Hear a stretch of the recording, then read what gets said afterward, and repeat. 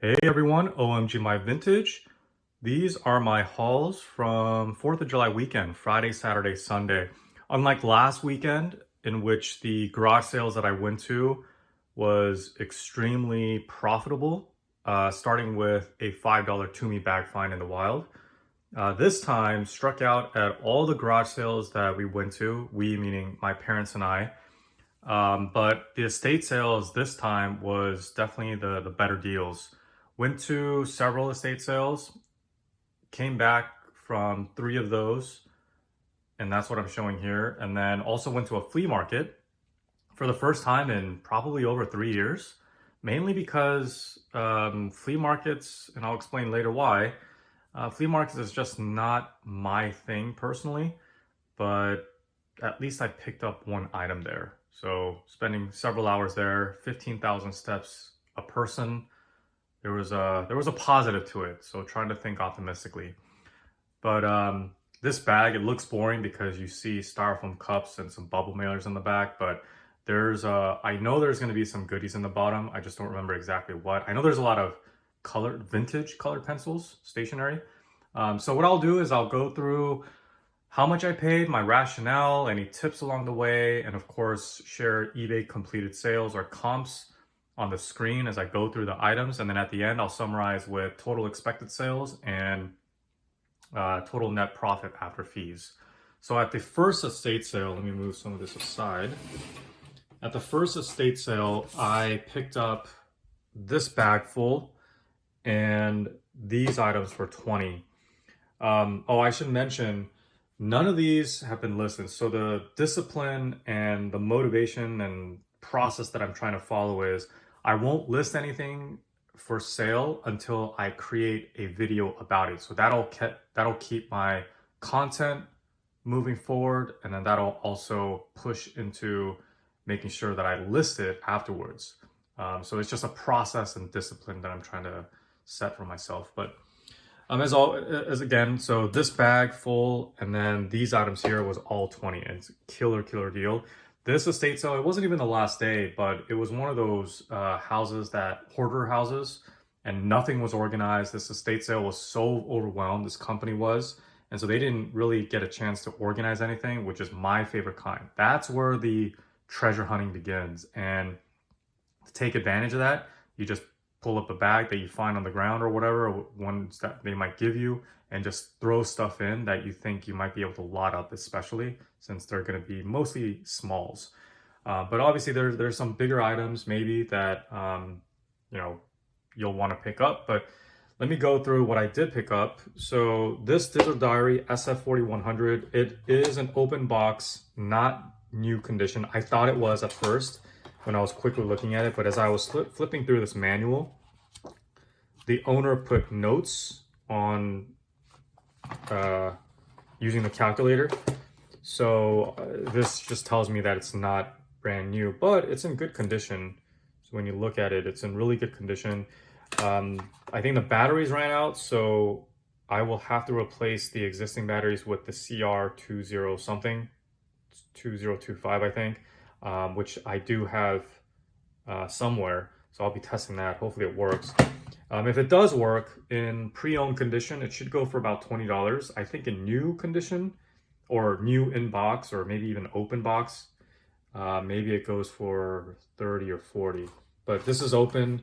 This is pre-owned, so I'm expecting 20. So basically just on this alone, I should get my money back. I should break even. Next items here, one of my favorite things to pick up because it's always, or most of the time, it's forgotten about by estate sale companies because it's stationery. Who wants old pens at the risk of those pens even drying out? Or, I mean, not a lot of estate sale companies understand the market of vintage stationery. So these three boxes here are the same. Unfortunately, they're all red. But the good thing is they all work. And the thing about stationery that you want to keep in mind is for pencils, always try to get, unless they come sharpened, make sure that they are not sharpened. And then for pens, make sure that you could test it and the ink hasn't dried out. That's kind of obvious, but what I've seen is people picking up these type of boxes without testing anything because they see the eBay completed sales and it looks good compared to what they can buy it for. So that's something that you need to look out for. These boxes I tested. I know there's a bunch of colored pencils in there that I know haven't been sharpened, so they're brand new. But these were no-brainer pickups because basically into it for nothing, essentially. Um, yeah, vintage. So I'm expecting about $15 each per box. Two of these are dozen pens, but two of these have 13 each because I found a couple loose ones that I just added to these boxes, but they all work. Haven't dried out. And the roller pens the roller pens, I think is what it's called, are the ones that you want to make sure it's tested because those are kind of the cheaper versions. This is the ink pen, and yes, they will dry out, but test a few in the box and you'll quickly realize that for the most part, they are in pretty good condition and just like new. And that's where the value is. I'm expecting 15 each on those. Same thing with these, just a different brand. These two are magic markers. Way I can tell is by looking at the pen. They do have markings here. You can see their magic marker. The white boxes are black ink, and then this is not complete, but it's all red. But again, I tested all of them and they work, and I'm expecting to get 15 a box. There's more than a dozen in each of these, but just to average it out, I'm expecting about 15 a piece, and we'll probably lot these up as much as possible just so I can save on shipping. All right, so I'm gonna set that aside. All right, there's some items here that is for personal use. This styrofoam cup, personal use. Bubble mailers, I love finding these because I always need them, whether it's for, you know, things I pick up at estate sales, or most of the time it's because I use it for my sports cards buying and selling, and these bubble mailers come in handy. I never want to pay more than a quarter just because I know if I buy it in bulk, which I rarely will, especially some of these bigger sizes. But when you buy it in bulk, it comes out to less than 20 cents, maybe like 5 to 6 cents a piece. But when you go to Staples or any other big box retailer, these typically go for about, I think, you know, depending on the size, maybe 30, 40 cents to upwards of $1 a piece. If you go to Walmart, it'll probably go for about 50 cents a piece. So these are just personal use, and there's going to be a lot of random things here. All the tape that you see is just something that I use, especially selling sports cards. I use a lot of tape. So any Scotch tape that you see is all for personal use. So again, just kind of throwing things in at this point. Let's start with this. Oh, I love this because, I mean, Snoopy, yeah, sure, but it's the tennis theme that I love. I'm a tennis player, I play doubles, and so this was pretty cool to see. I'm guessing it's a vintage Snoopy, but I don't know if there's a tag, or let me see here. Peanuts character. Yeah, I don't, United Future Syndicate. I think this is vintage, but the tag looks way too new. And I don't think these copyright dates mean that this pillowcase was from that time. I think it's just when the Peanuts characters were created. That's something I learned from selling vintage Garfield plush dolls, where it'll say like 1977 or 1981, but in reality it wasn't actually, the plush dolls weren't actually from that period. That's what I'm guessing. This looks way too new, the tag does, to be from 1958 or 65.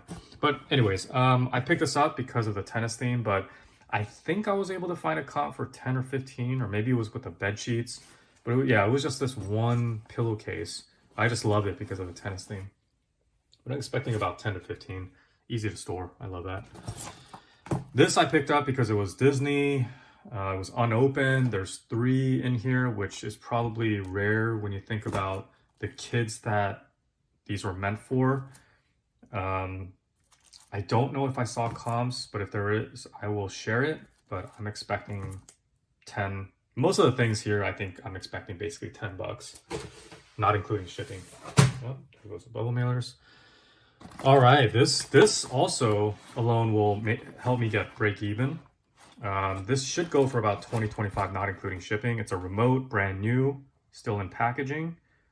Let me see if there's a model number. There it is. RMVL 600. Solid, easy peasy pickup.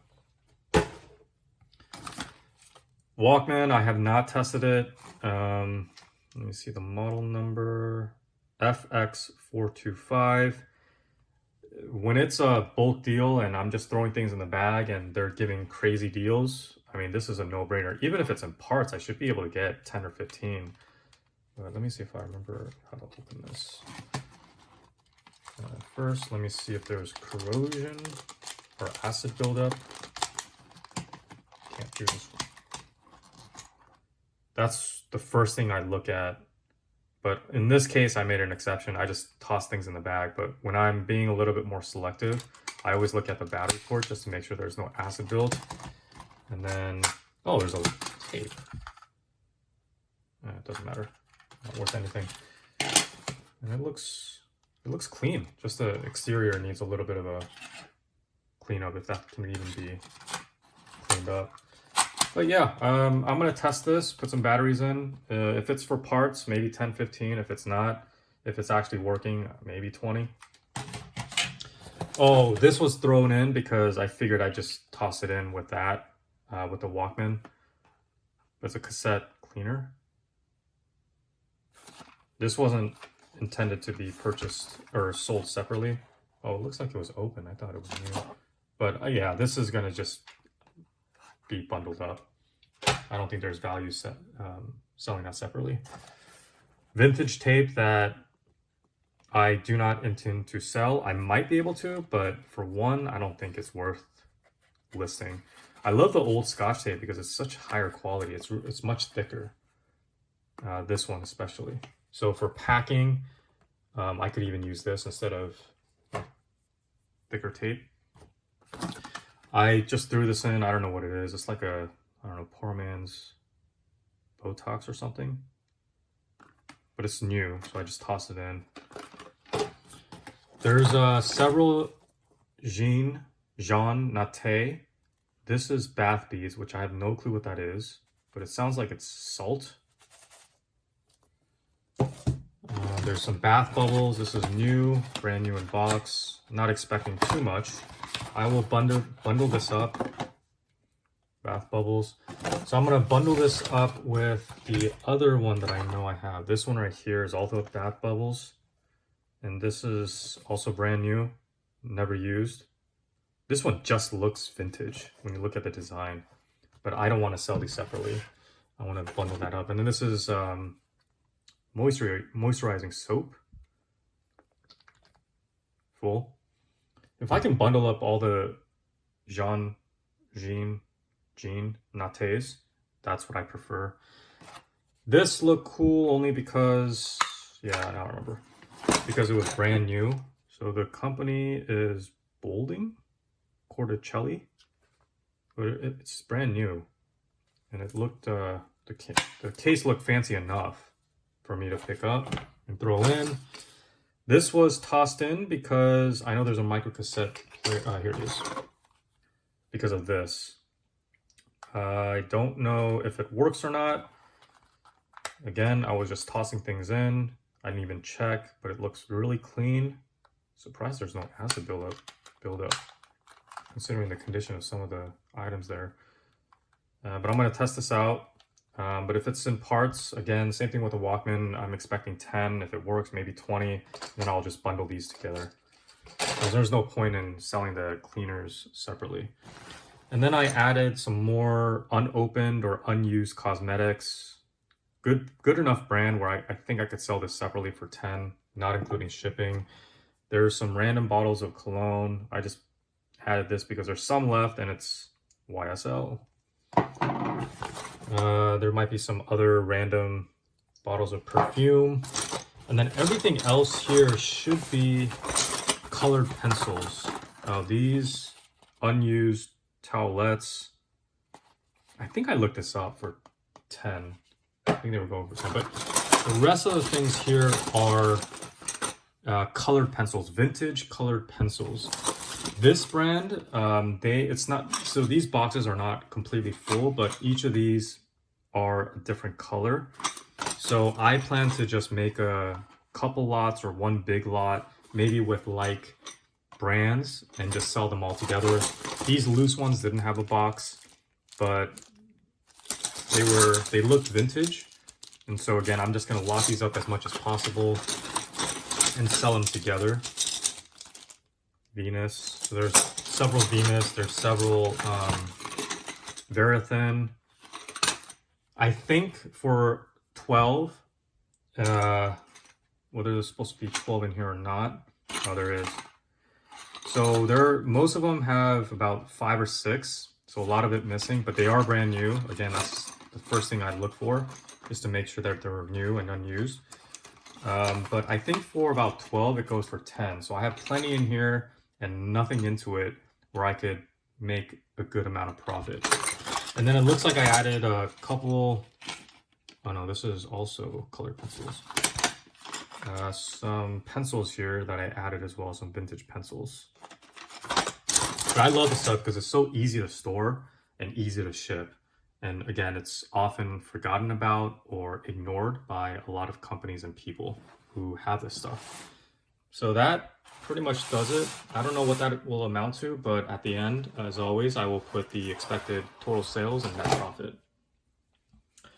All right, the one loan item that I got from the flea market was this cassette tape recorder.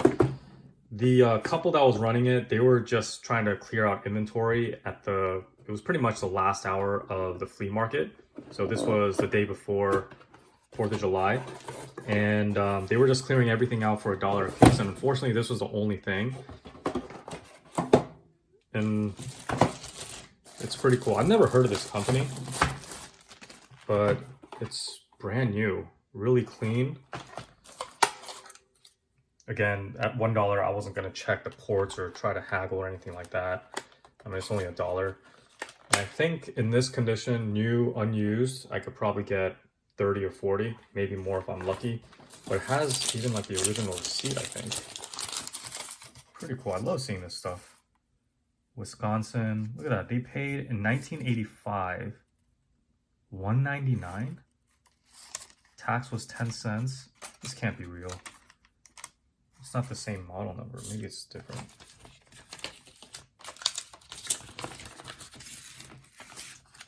Owner's manual. Radio Shack. Oh, maybe it is. Oh, this is pretty cool. I love seeing these old sticker tags, old receipts, or original receipts. Pretty crazy. Puts things into perspective. But yeah, the reason why I don't go to flea markets is because I feel like a lot of the items there, there's a lot of resellers, so they know what they're doing. And I don't know enough about the reselling business and certain items, with the exception of, brand clothing, like my specialty areas, brand clothing for men's and sports memorabilia. Outside of that, I don't know enough where, I don't feel comfortable paying more than a few dollars for a lot of these items. And I'm sure there can be deals to be had by paying up 10 or 20 to make that, $50 or $60 return. But because I don't feel comfortable enough and I don't know enough, it's just not as fun for me to go to the flea markets where there's a lot more seasoned resellers. And not only that, the thrill of the treasure hunt isn't there. This was an exception. Getting this cassette tape recorder was an exception because it was hidden away in boxes and it was missed out throughout the day. And they were just having a kind of a desperate sell-off at the end of the day. But the thrill of the hunt, it just isn't there with flea markets for me. And so that's why I stay away from flea markets. And it was a good reminder of why I do stay away. So yeah, I won't be going back to that flea market. There is another one that I want to go to just to see if I need some additional reconfirmation of staying away from flea markets, but we'll see if I do go to another one. But the one that I went to on Sunday is definitely one that I won't be returning to. Just not fun. Not fun enough for me, and I don't know enough. So that was $1. This was all $5 here, and there's going to be some hidden gems. So you're going to see a lot of, these are earplugs from, I think JAL is Japan Airlines. It doesn't matter. These are cheap earphones, or not earphones, earplugs. But there's a lot of perfume, cologne. So these are the, what is it called? Sample sizes. So I know there's a few like Burberry Brit, and then there's some lower end ones like Tommy Girl. But I think if I lot these up, I can maybe get $10 for all of this. And I only paid $5. So by this alone, I should get my money back.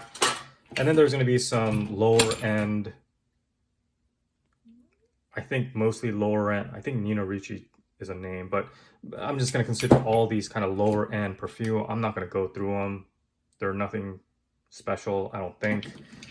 But really the big thing that I got here were these two items here.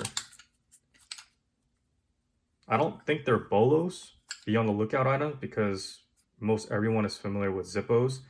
And typically at estate sales or any sale, flea markets, estate sale, garage sale, they know what Zippos are worth. I typically will pay upwards of 10, but this was thrown in at almost $1 each. So at all of these items for $5, I mean, what am I into these for? Very little. So Zippos will actually say Zippo in the bottom. These are unique because of the design. So Battle of Britain, and then there's USS Missouri. I think each of these average about $40 a piece. One of these, I think when I was looking them up, went for upwards of 75. I'll put comps, but I mean, such a good deal. Any Zippo for less than $5, I think is a pretty good deal. I've never paid more than $5 for Zippos, but that's also why I haven't picked up much for Zippo lighters.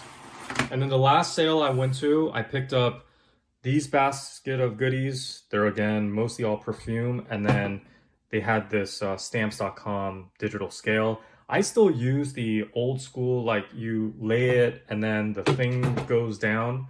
I still use that. So to find a digital scale, last time I checked it didn't work, but let me see if it works here.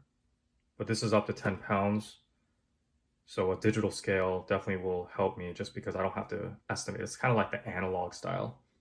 I'll see, kind of wonky. I think I gotta change the battery. But anyways, most of this is all, I think, low-end perfume. I'm not gonna go through these because it's not really worth it. I think out of this is the most useful because I needed it.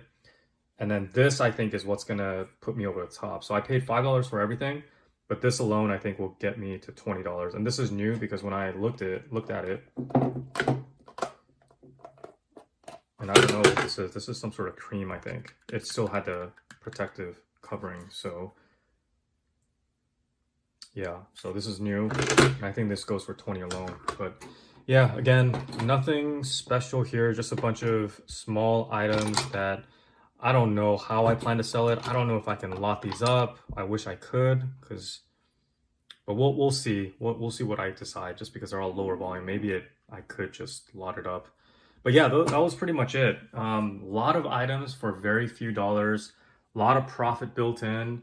I like setting the guideline, my personal guideline of if I buy something, I want 1 or 2 items to get me my money back and everything else is gravy on top. That's kind of what I strive for.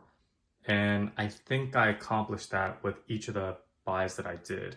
There's going to be at least 1 or 2 items that will automatically help me break even or even put me over the top. And then everything else in the lot would be just cherry on top. So that's kind of the guideline that I like to use. But yeah, really profitable, or once the actual cash is realized, it'll be a very profitable weekend. Small amount spent, but bigger returns expected. All right, appreciate you all watching. We'll see you in the next video. Thanks all. Bye-bye.